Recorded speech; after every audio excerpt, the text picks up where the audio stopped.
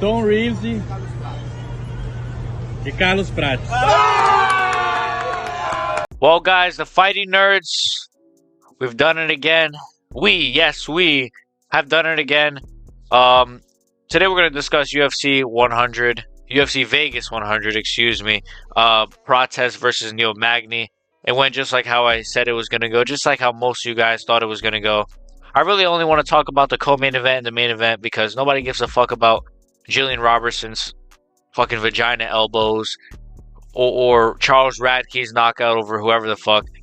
Look, the finishes were good, but let's really just talk about the co-main event and the main event because these guys are the future of these divisions. So let's get right into it. Make sure you guys like and sub. And yeah, starting with the co-main event of Gerald Meerschaert, GM3 versus Reina de Ridder. Now, I also want to clarify, I got a lot of picks wrong this card. Like, a lot. Like, a lot. Like, I went with GM3. I mean, obviously, I was going to go with RDR. But then I was just like, fuck it. For the memes, I'll go GM3. And GM3, man, he is a tough guy, man. This guy is like the final boss or whatever. You just can't beat him, But, no, but Reina de Ridder looked dog shit in this fight. Like, he looked really, really bad. I mean, this guy was a double champion in 1FC. Somehow, miraculously, he was a double champion. He just didn't look good at all. I mean, he's like Dricus I was about to say he's the middleweight Dricus du Plessis, even though Dricus is a middleweight. But he's the Netherlands Dricus du Plessis, huh? Yeah, he's pretty terrible. But yeah, GM3, he got submitted in the third round by this guy. I don't know what else you guys want me to really say. GM3 is the GOAT. He's the greatest of all time. It's sad that he has to lose this way, but it is what it is. RDR. In terms of what RDR is going to do in this division, I'm very curious. Because, again, did anyone, when Dricus had a life and death fight with Darren Till, a washed Darren Till or Derek Brunson, did anyone think, oh, he's going to go on to win the belt? He's going to go on to submit Adesanya, be the first guy to ever submit Adesanya. He's going to knock out Robert Whittaker, and he's going to... Dude, do you guys understand Dricus du Plessis knocked out Robert Whittaker and submitted Israel Adesanya? What the fuck, bro? What world are we living in? But then went life or death with Sean Strickland. How good is Sean Strickland, ladies and gentlemen? No, but it's pretty wild, huh? But anyways, so you never know. Reina de Ridder could be going could go on to become the freaking middleweight GOAT. Him and DDP would be the goofiest fucking fight ever. So yeah, he won via like an arm triangle thing.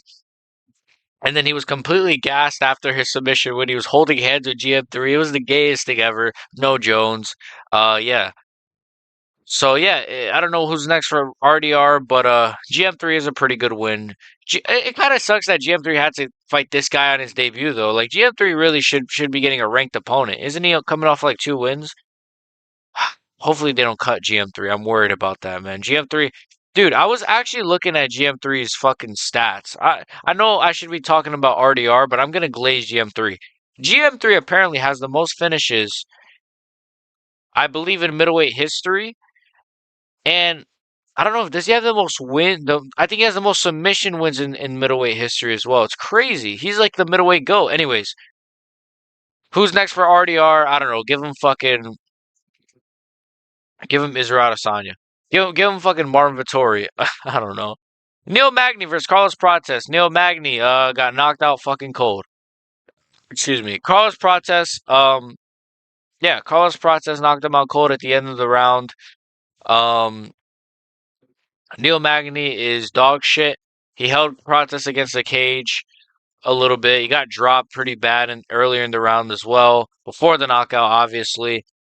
I was a little worried, I was like, oh, what if Prates can't grapple? What if he gasses quick? But you don't gotta worry about that, man. And the reason I think he might gas quick is because this guy's a big chain smoker. He drinks alcohol and Hennessy after his fights. But hey, man, he's based. He's a Sigma Chad. We don't worry about cardio over here in the fighting nerds, baby. We worry about knocking people out. And no, but seriously, man, Carlos Prates is a freaking demon. He's really good. Carlos Prates, amazing knockout. Initially, I was like, yo, did Neil Magny take a fucking dive? Because it looked like it didn't hit him, but yeah, it like, boom, it grazed his temple very hard. This guy's power is pretty sick. I think he has 4 finishes in a row. But yeah, Prates, he's been on a super impressive winning streak, man. This guy's a freaking demon. He's got knockouts over Li Jingliang. He's got freaking he just beat Charles Radke, who also won on this card. And obviously Neil Magny. So this guy's a demon. Um, who should be next? Well, this is kind of what I want to discuss. Should he get JDM next? So obviously he's going to be ranked number 15 most likely.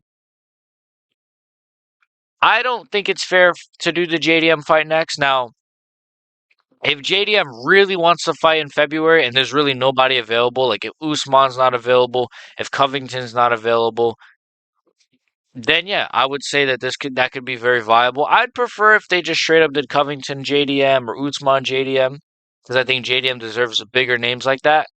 I think a realistic next name for Carlos is probably Jeff Neal. Jeff Neal obviously is coming off a win against a washed RDA, so he's going to be looking for a good opponent. I think if Prates knocks out a guy like Jeff Neal, this guy's going to be a fucking future GOAT. Like honestly, bro. So I'd love that fight for Prates. I think it'd be a good fight. Jeff Neal's not going to grapple with him, so it's just going to be a good stand-up fight. And stylistically, it's a winnable fight for both guys, honestly. But I think Jeff Neal, if I'm going to do an early prediction, probably gets put out. JDM though.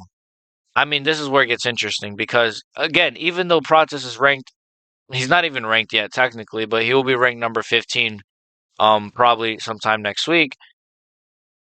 I still think, even though that would be such a jump up in competition, he would give JDM problems, and I love JDM. Jack Della Maddalena, Gilbert Burns. I love JDM. I love JDM. I don't know why I said Gilbert Burns. I just like say Gilbert Burns.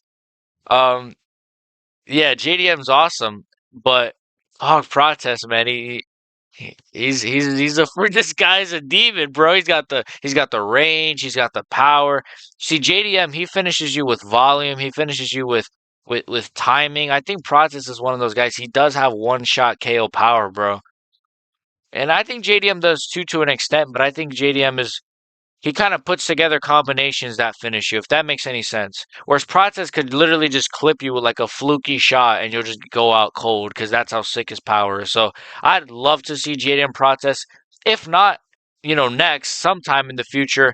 I believe both guys are going to be massive problems in the light heavyweight division, the middleweight division, the welterweight division. Jesus fucking Christ, bro. I'm so retarded. I have so much CTE. Anyways, make sure you guys like and sub. Overall it was a good card.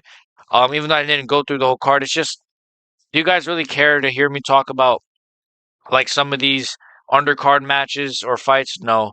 So I really just talked about the main event and the co-main event. Make sure you guys like and sub.